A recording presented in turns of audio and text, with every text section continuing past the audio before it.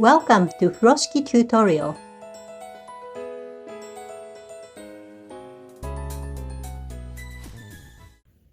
I will show you how to make a balloon bag using Furoshiki. This Furoshiki is 42-inch square. To make a balloon bag, first I am going to take one corner, tie into a single knot. Take another corner, tie into a single knot.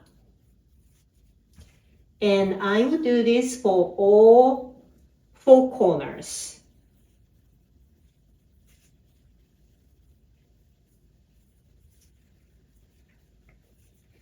About the same length would be nice. It doesn't have to be exactly the same.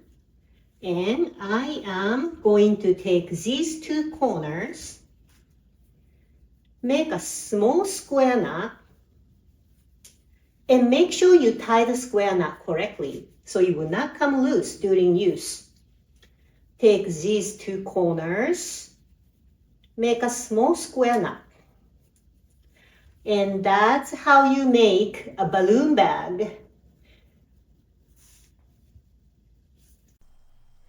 The balloon bag can carry a lot of things, but the opening on top is relatively small, so it's more secure.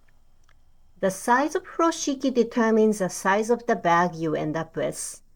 If you use a large furoshiki, you can use the balloon bag as a shoulder bag to keep your hands free. A smaller furoshiki will be more like a handbag or a purse.